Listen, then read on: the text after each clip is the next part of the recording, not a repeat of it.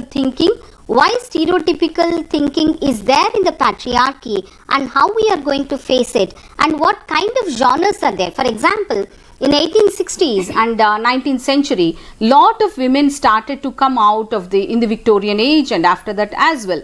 Lot of examples are given, maybe starting with Mary's vindication of rights, excuse me. So these are certain areas that we should be always be focusing from a different perspective altogether. So what are the themes? What are the themes and issues around women's experience? We are explaining, starting with dependent and exploitative relationship, because this is a patriarchy, right? What kind of stereotypes are there in our society? Why this kind of literature? Someone may ask a question, why women writing is needed? First of all, what is the reason to speak about women writing, and how it is different from the other writings? For example, when you see the subaltern studies, specifically from the marginal communities or marginal literature, Adivasi literature, women literature, gender literature, or we can say Moolavasi literature, all literatures are giving a new voice and new perspectives to this people, right? So we are trying to see the themes in a different manner, and embarrassment to articulate what can be done. See, these are certain areas that we are trying to see. Society and normative prescriptions will be there, uprooting of the society, and a lot of issues relating to the society, socio-political, economic conditions of the women are discussed in this second unit, right? Okay. So is there any other point that you want to add up, Dr. Revathi? Well, the thing is, like, most of the women were in fact discouraged, as I already pointed out. Then it is like there were quite good number of reasons for it. One was patriarchal beliefs and lack of access of education, social and cultural expectations, and then literary and artistic spheres dominated by men, and economic and social dependence. Such, if you just go on, there were countless reasons behind it. So that is why where the reason in fact it became so provocative for women to take up into this kind of a writing. Yeah. So as rightly pointed out by Dr. Revathi, there is a difference in the category, and what kind of themes the women will take, why that kind of themes are specific for writing. For example, what are the topics that they select? Maybe the surroundings, the social circumstances. Women speak on marriage, childbearing, domestic work, and whatever that comes to there. Maybe in the 18th century, if you see, it is more about household work, and where is the place for the women to write? That's a big question, right? Because when you see the women writing, it is very difficult. Even today, even after the lot of development regarding the girl education also, where do women sit and write? Do they have a space to sit and write? That's the question that we should always be speaking about, right? So after cleaning all the things and it late night, the dining table becomes a writing table for the women. Even today, many women think like, where should I sit and write? Excuse me, my tone is not good. That's the reason I'm in between because of the viral fever. I may not be able to continuously talk. This is also one reason. Physical, social, economic and emotional intelligence is also needed for the women to write. These are all discussed. It looks very simple from one perspective to see how women write, right? So there is glass ceiling, some terms which we are discussing right now. Women have the vision, but they don't have the authority in the patriarchy, right? The glass ceiling, what is this? A pipeline theory we can see very clearly, even in our, whether it can be culturally deep rooted. For example, it is always women's life is compared, or women's life is measured, we can call it, like she should be with the father when she was a girl child or when she was a small child. Then she should get married, and the husband becomes the person who is a guardian, and after that the son. Then where is the self for the girl? Where is the self for the women? So in all the stages it is considered and restricted in the patriarchy. Then you may ask a question, what is the point? What is that she is losing? Is there any difficulty in losing this kind of independence? Definitely.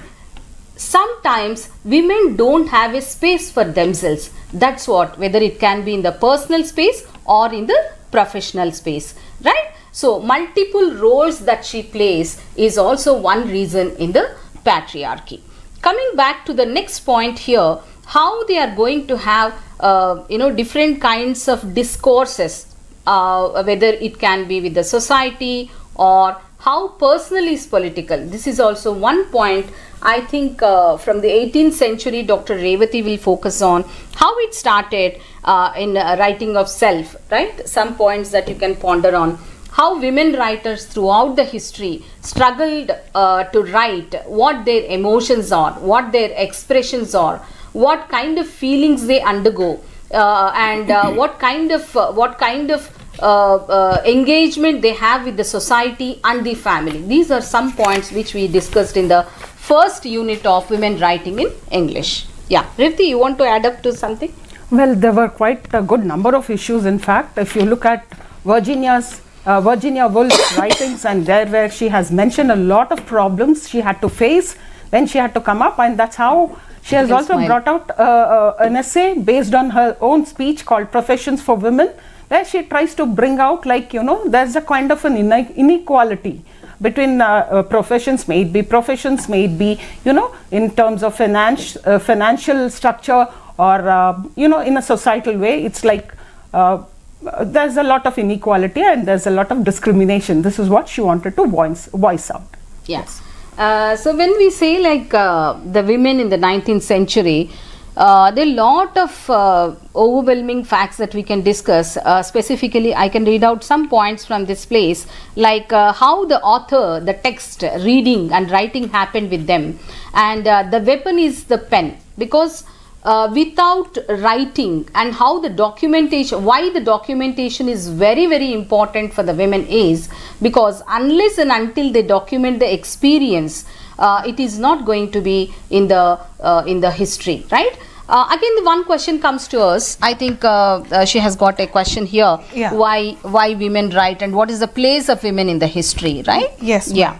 Ma'am, can you please throw some light on woolen stone craft? Argue that the education of women is essential to both personal and societal progress. Yes. Mary Wollstonecraft's, because it is very important for us to see from different perspectives, starting with why women write and what is the place of women in the history. Who wrote history? Is it from one perspective, or is it from the class? I mean, the class also is very important, because race, class and gender plays a vital role in women writing. When it comes to the class one, I mean, in the sense, if you are in a European states, then it is clearly visible, like white will have, white standards are there, and white people will get lot of mileage, whereas when it comes to the colored or the black people migrating from different parts of other parts of Africa, they don't have the say, right? So history also, who wrote history and how they wrote the history is also one point we should remember. And what kind of issues have come into the women writing, we can see Mary has given a lot of information about it. Dr. Revathi, can you please throw more light on that? Right. When she has come up with the vindication of the rights of the people, where she has given us the importance of education from women especially, because they are going to be the future, bring out children who would be future citizens. And not just that, it was like, even the family relationship, would be based on a kind of a foundation when the lady is educated. So this is what the importance of education was given to women especially. Yes, ma'am. Yeah, this is one point that we should always be remembering, right. The question of women. Yes. And what was the proper place in society, because unless and until there is the difficulty, some point where a vindication of the rights of women, which was published in 1792, what kind of engagement we can see in her writing. When it comes to the women question, refers to a literary debate specific about the nature and status of women. So some points we can see from the age of domesticity, and separate spheres are there, and what kind of spheres. I'm specifically from Victorian age. How the characters of men and women are different from one another. This is also one point where we can see. Are we showing all this to the students? Is it so? Okay. Queen Victoria. See some of the. Is it visible to the student there? Okay, then I think that will be very good. Dear students, you can see very clearly some pictures here which will be very interesting for you. Like Queen Victoria was seen as the 19th century icon of middle class femininity and domesticity. See in the picture you can observe very clearly what kind of work even the women are taking, domestic work, whether it can be in subcontinent like India, Pakistan, Bangladesh, or some parts of third world countries. The same kind of work even we can see in the developed countries, right? This is very interesting. The pictures that you might have observed.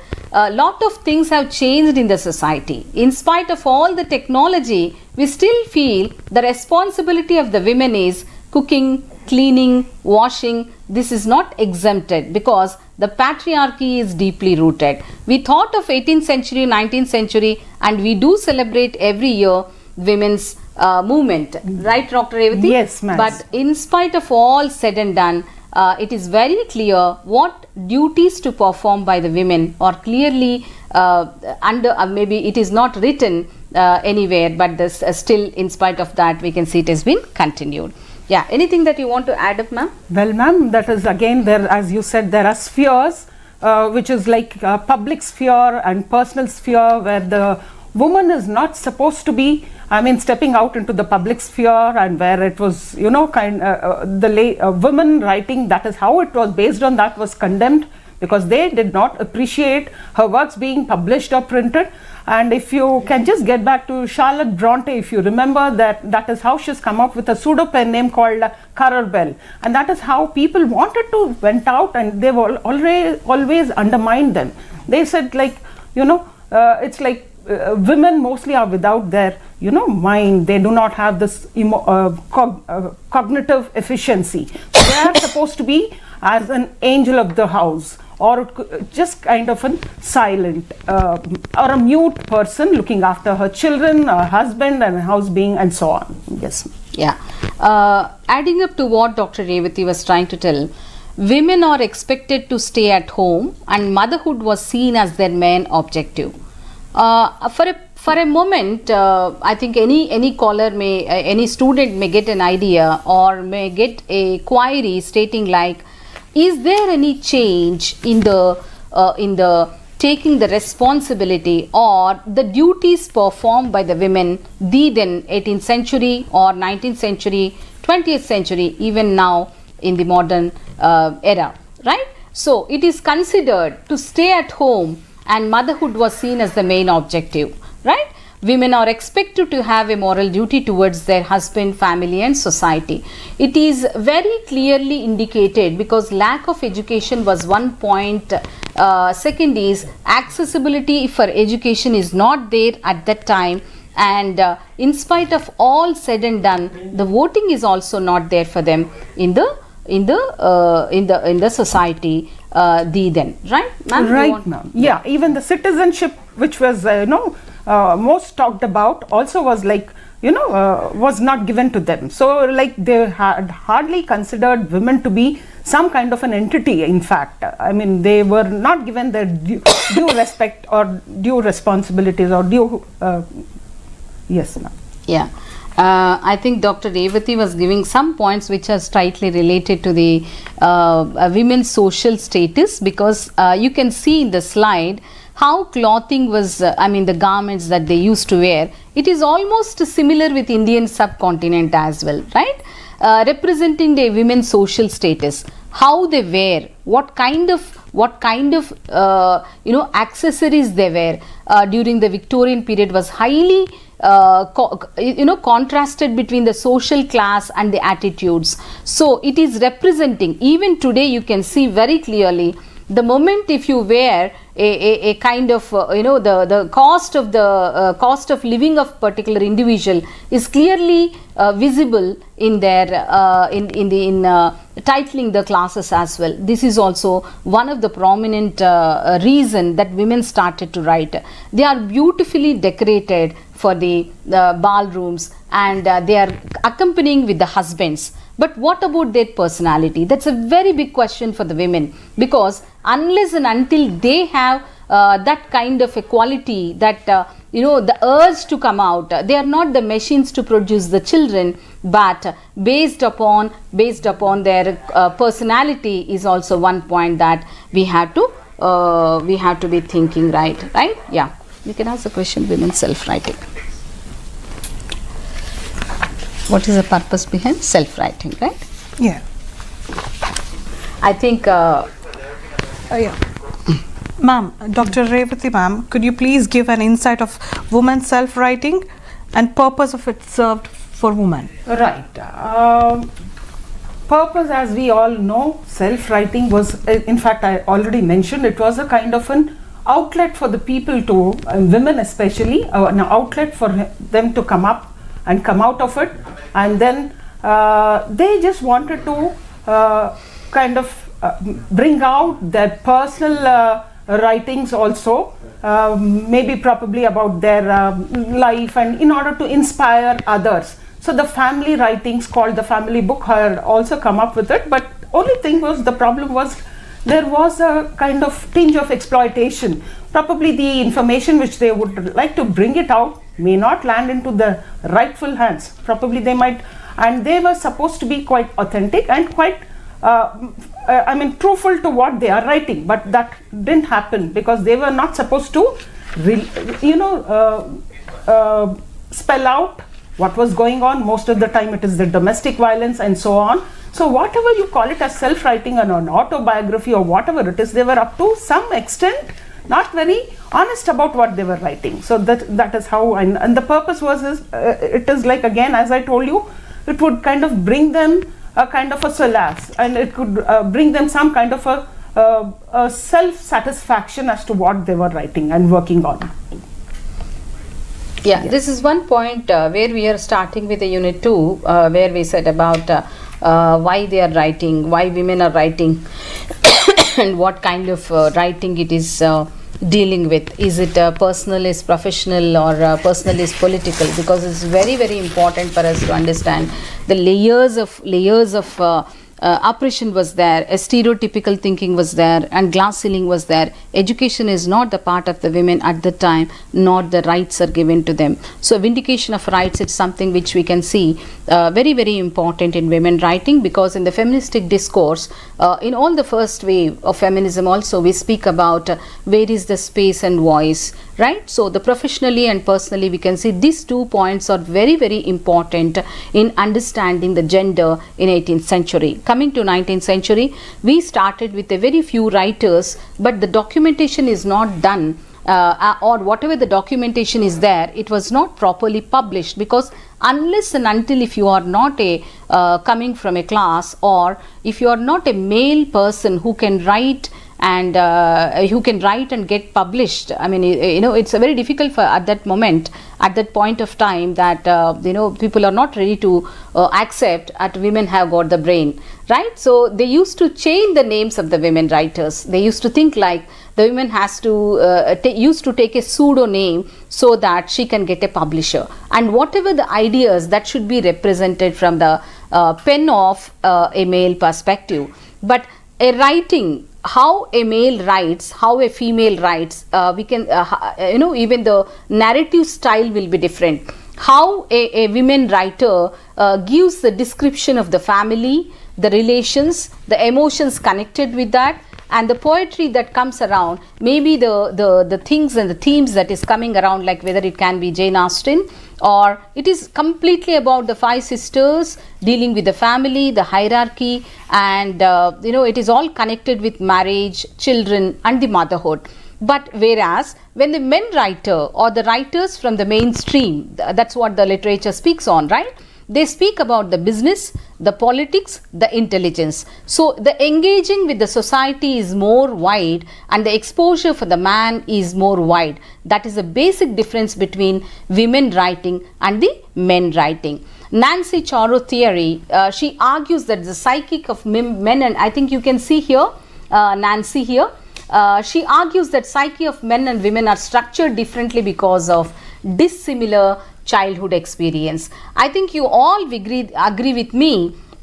I'm just taking one or two examples of how a girl grows up in a household and how a boy grows up in a household, right? The mobility of a girl is different from the mobility of a boy.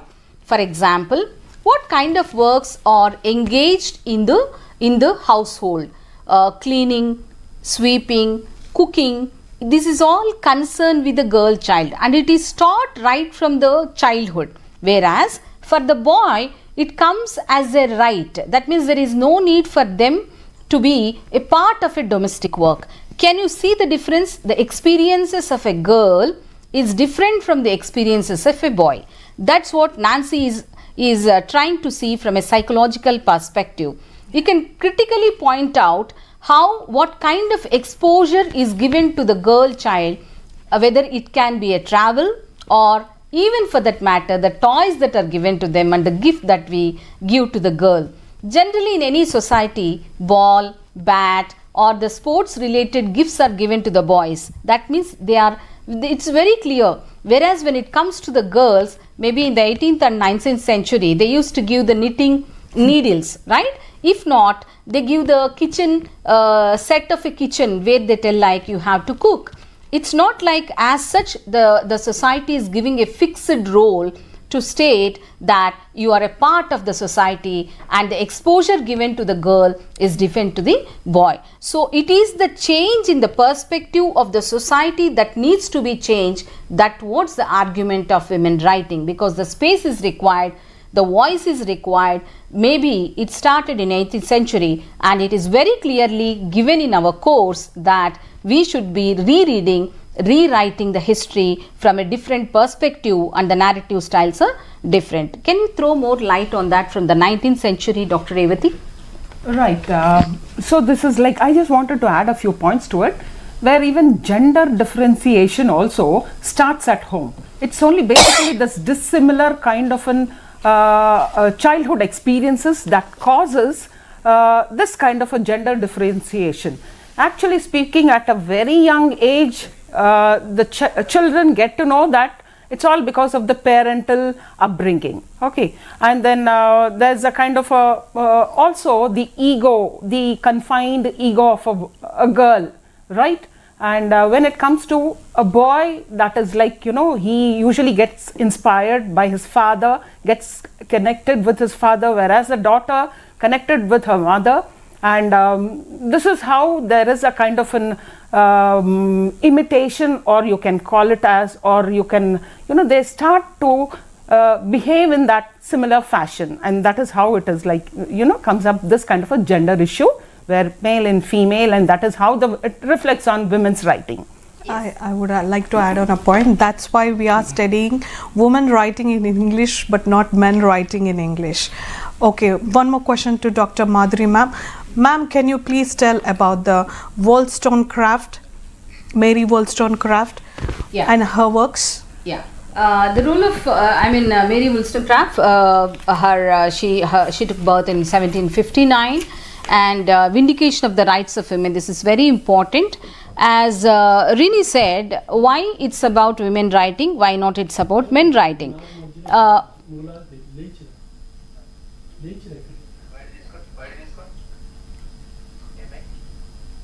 Yeah, I think we will be continuing with the discussion, and it's about how vindication of rights of women, specifically from Wollstonecraft. For 2 points we can very can I continue? Yeah, I think there is some technical glitch, so we were getting disturbed here, and I think the next slide please. Yeah, so Victorian view of women we can see very clearly.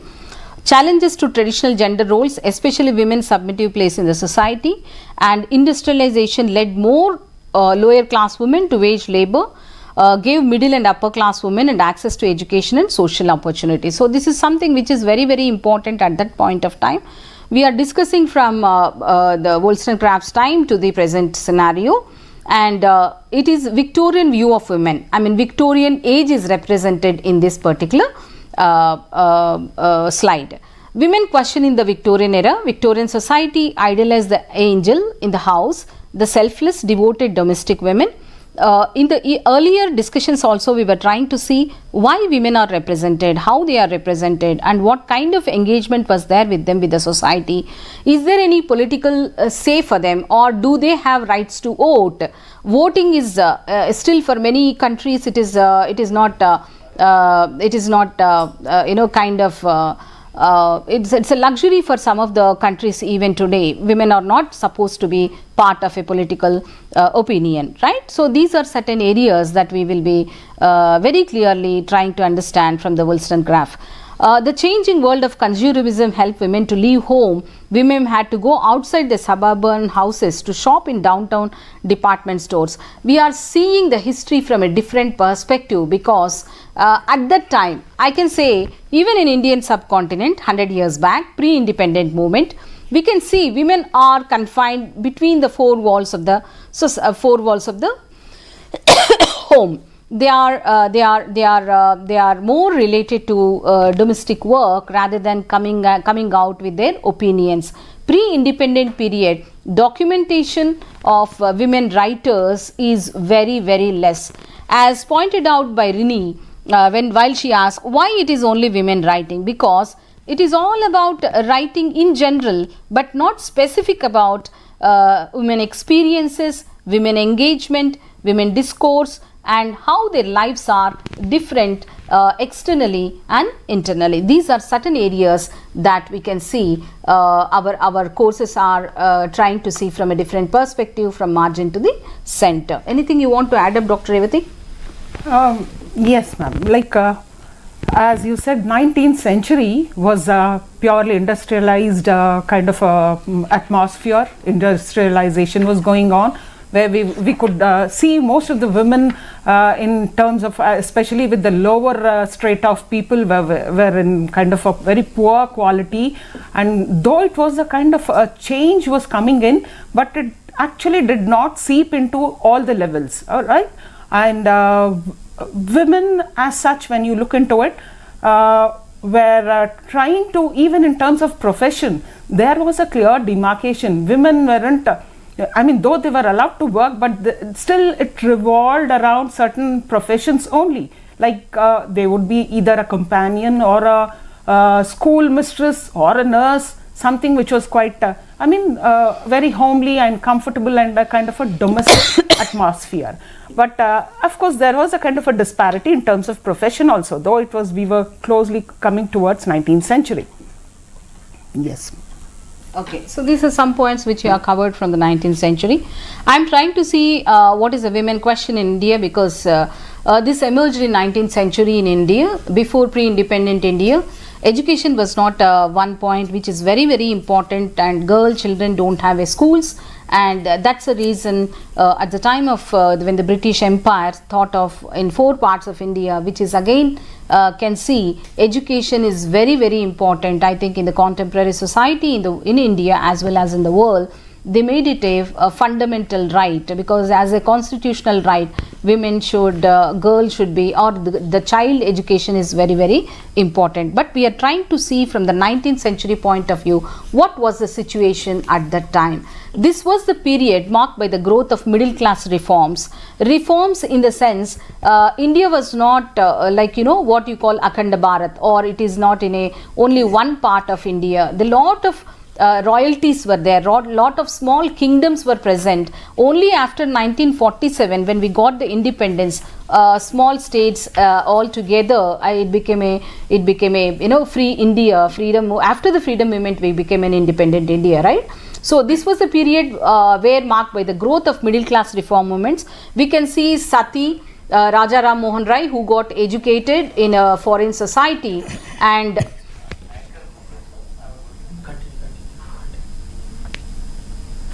Am I clear? Yes. So I think some technical glitch comes in between. Please don't think otherwise, because you know, we are all online, right? So it happens over a period of time. And question here is how this kind of reform movements happened in the society, and a lot of social taboo was there.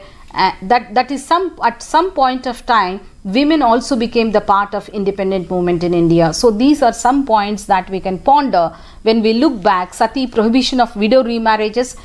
When you come back to the South India, Kanya Shulkam is very rampant on those days. The girl child used to get married. As a child marriages, you know, it's a part of child marriage that we can see. Whereas in the North, it was about Sati. That means the girl you all know, because of Raja Ram Mohan Rai, we got a constitutional right for the women, like we cannot bury the girl or the women after the husband's death, right? So what kind of spaces and public and private spaces we can see here? Good and bad women correlated with their entry into the public spheres or domestic closure. So this is good and bads in the sense, if everything is accepted by the society, then it is called a good woman. Generally, we consider that as per the societal norms, right? So this kind of a perspective, if you go accordingly with the society, they are considered as good. And if they go against the rule, if they question the normalcy, if they question the patriarchy, they are labeled as very stereotypically considered as a bad women. Even today we can see, if you follow the rules and regulations of the society, the patriarchy never makes you to be submissive. But when it comes to the questioning the spaces of private and public spaces, it is again considered as, you know, it's a part of the domestic closure. So we are just trying to see Isabella Whitney, and she is a writer from the first English woman to publish her poetry. You can see what kind of clothes they are wearing. It's completely, you can see the clothing is also very important. Nothing is exposed there, in the sense the confident look that we can see in a writer. Maybe it is something which we got from an internet, but still, in spite of all that, Isabella Whitney was distinguished herself writer as a first English woman to publish her poetry. Getting a publisher on those days is very, very difficult for a woman. She was also one of the first English women who published secular works, and this is particularly noteworthy because she was one of the middle class and there is no evidence she was from educated. See, we can see 3 points here about Isabella. The first is, she is not from royalty, right? She is not from any royal blood, because 18th and 19th century European continent is full of you know, you can see it always, even now the royalty may matters in the society.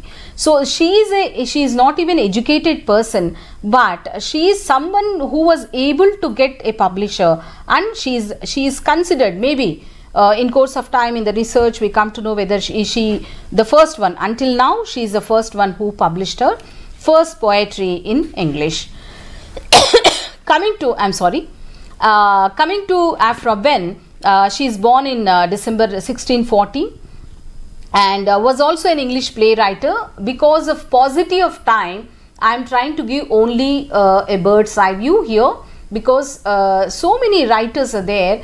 Maybe if you can go back to the textbook and please do read. We have lot of readings given to the textbook. It will give a clear idea for you, like who wrote and what kind of writing it was. Is it a prose piece or is it a poetry? Because poetry is considered as an intellectual engagement.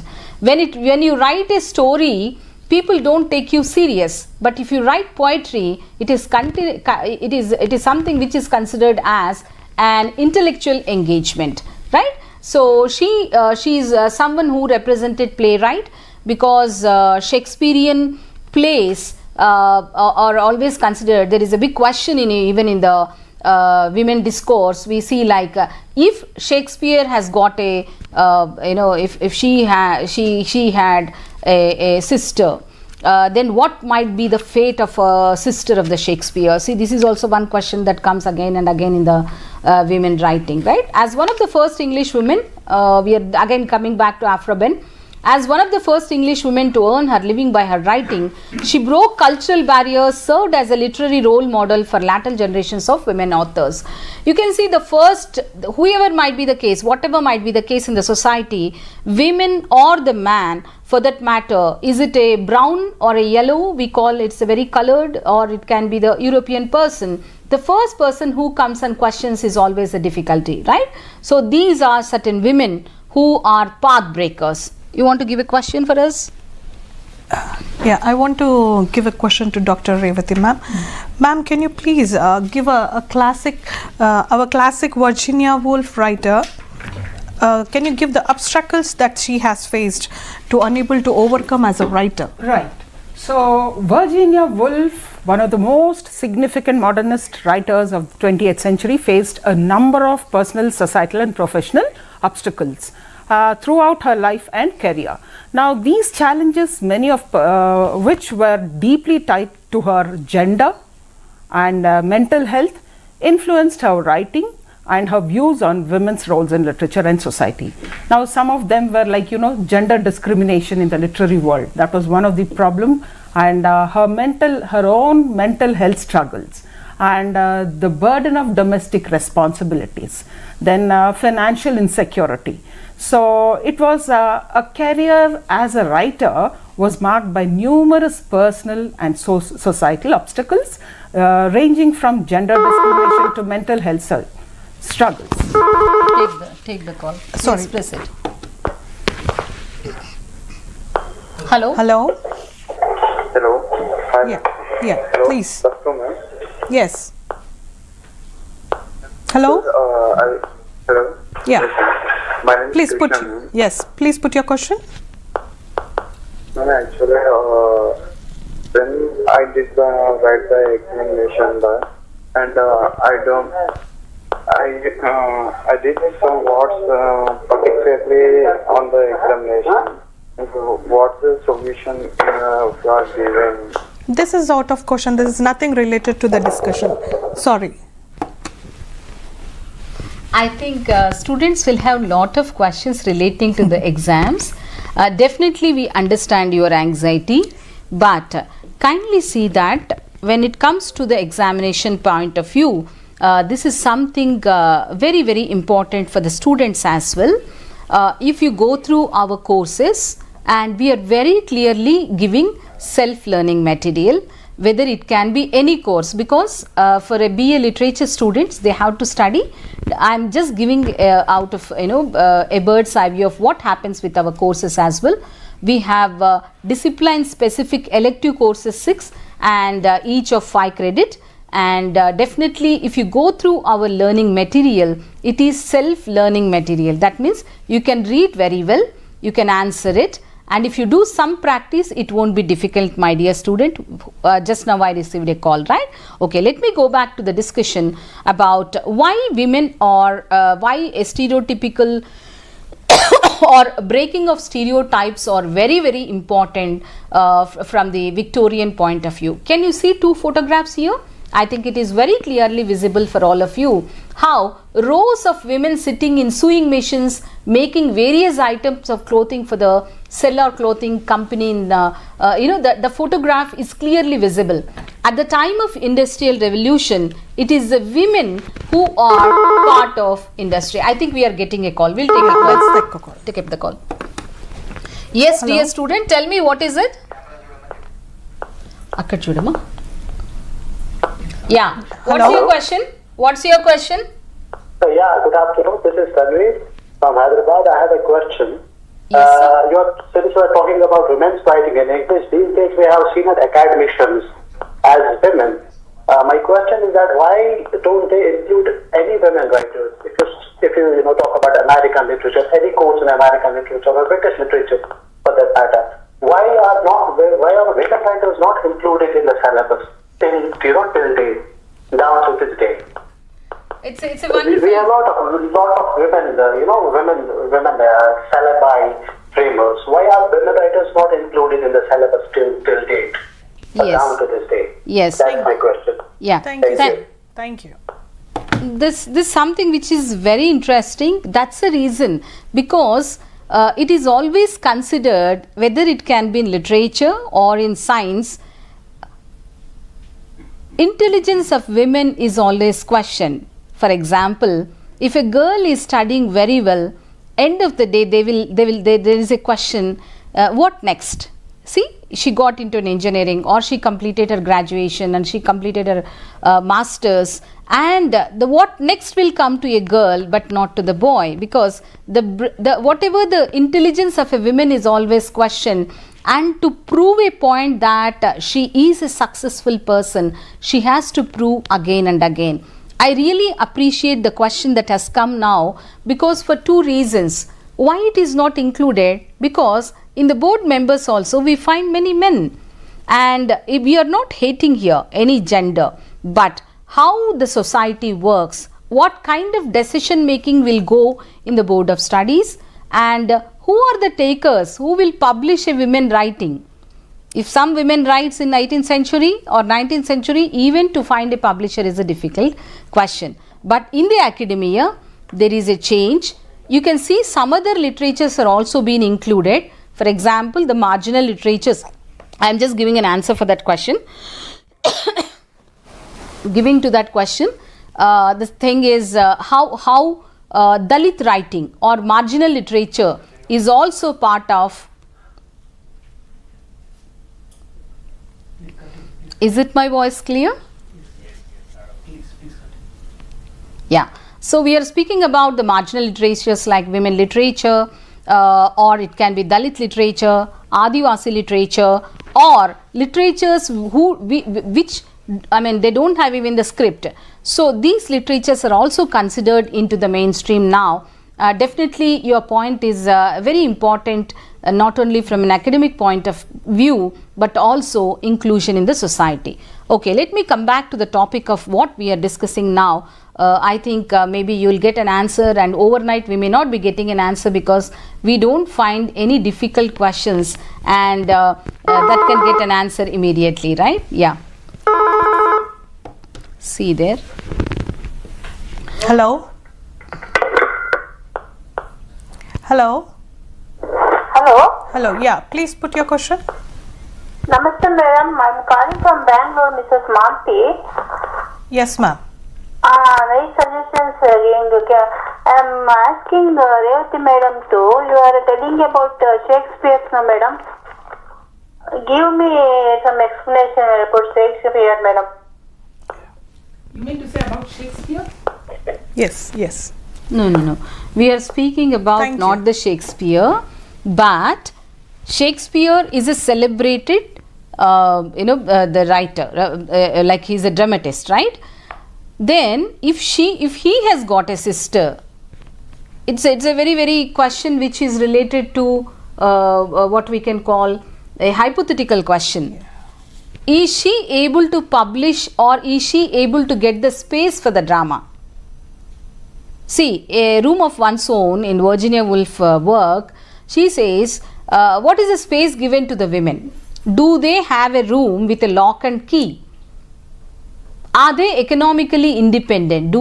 I mean, the women are economically independent?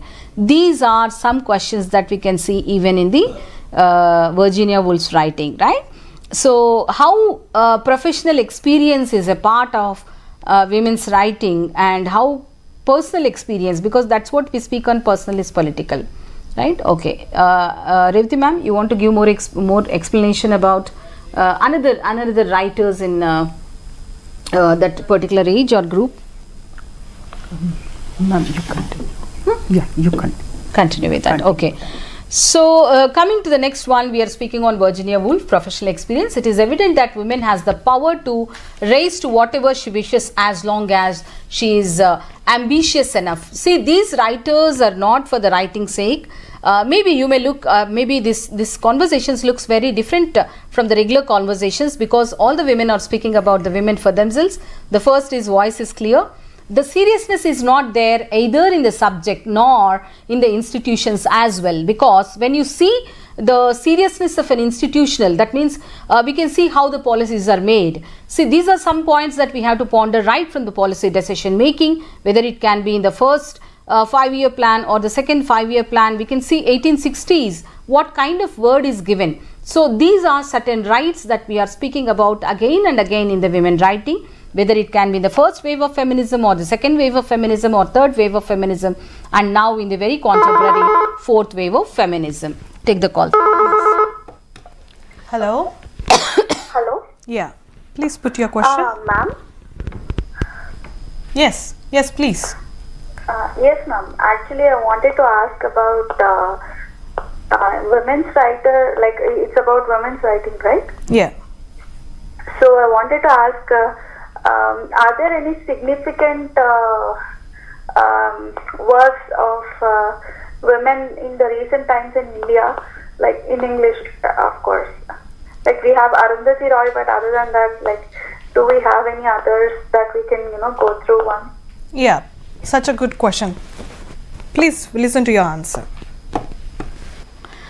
Thank you. I think the learner or the student was unable to give the her name, but it's very interesting because unless and until you see contemporary India has got lot of women writers, and also the men who are writing for women, because it's not like only from a one perspective. Writing about women by the men is also important, as well as writing their own experiences by the women is also important. I think the student was trying to see from what is a contemporary society. That's what we gave very clearly in the 5th block. You can see the contemporary Indian society, contemporary writers in the world, and from different countries. And when it comes to the third world countries, like developing countries, we can call India also, whether it can be Shashi Tharoor or 𝗧𝗦𝗔𝗧 𝗧𝗦𝗔𝗧 we have a lot of people writing from last 40 to 60 years. Many writers are there. Arundhati Roy is a very prominent one because she got Nobel Prize, and we can see so many women writers in and around, not only from only one state or developed state, completely new societies, but we can see many writers coming from the margins. For example, Bama from Tamil Nadu, she wrote Vanmam, Sangati and Karakku, which she got a national award for that, and she is a Dalit writer. And we can see Shivagami from Tamil Nadu, and even in Telugu we have seen Olga, who is a very prominent writer from a feministic point of view. And writers like in Telugu, because this is a land where Andhra Pradesh, we find many women writers from different streams of knowledge. It's only one thing is you should have the enthusiasm to go back and search for the women writers. Contemporary in English, if you see, a lot of translations are happening. Odia writers, Marathi writers, Hindi writers is translated. A lot of language translation is also happening in the society. Okay, let me come back. I think I was able to give a very short answers for that, because we don't have time. We are running out of time. Last 5 minutes is there. If anyone has got any query, you can please feel free to call us back for the number as well. Okay. So women writing in India, the origin is like during the reformist period was Savitribai Phule. We all know why Savitribai Phule is very important for us. We considered Savitribai Phule as a person who stood for the cause of women education. Dr. Revathi, you want to add up? Right. So if you look at the women's writing during this period, especially during the colonial 16th century, if you look at it, like it has come down a bit. Maybe there was a slight decline. And then after a while during colonial period, then post-colonial, if you look at it, the women's writing had gained a lot of momentum after that. So the woman, as ma'am told, Savitribai Phule, along with her husband Jyotirao Phule, she has brought in a lot of works into this kind of writing. Right. Yeah. So coming back to the our course, what I feel is I'll just give a bird's eye view about what exactly the course is. I am giving this information to all the students who are reading women literature, specifically from Ambedkar Open University, and it will be useful for all the students who are interested in English language and literature and focusing from one perspective of women discourse. This course is introduced for us in undergraduation. It is a discipline specific elective with 5 credit course, and we have 5 blocks in this. We gave a bird's eye view of how women are, women's literature, women's prose, poetry, drama, novel, what is the origin of women writing, when they started writing, what kind of socio-political economic conditions were there at that point of time in the 18th century. Then after that there is a reformation happened. After the industrial revolution, you can see women are considered as a very important part of service system. For example, in the First World War and the Second World War, we see all the medical professions, specifically the nurses and whoever were serving under Red Cross or in any part of the world, all the women are considered. For example, the steno writing or personal typists or service sectors. Even now, if you see in India as well as in the world, decision making is not given to the women in any part of the society, because at the apex level you need lot of experience. That what the patriarchal society thinks. And even though the knowledge is there, for example, if you take nursing, generally we don't, maybe from last 20 years we were able to listen, from last 10 years male nurses are there, but it is also a service part, right? So the nurses who serve in the hospitals, it's a service sector, the cashiers in the bank, or you can see the teachers in the education system. But you don't find, even it's a big challenge nowadays, because I'm just putting across lot of things within the given few minutes.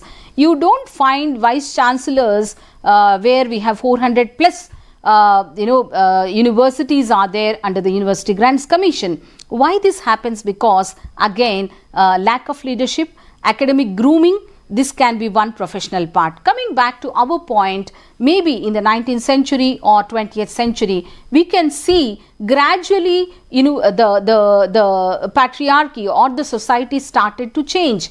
But what is the role of women in the society? It is a double burden. They started to educate, they got the education, they got the employment, but do they have a say in their own economic freedom?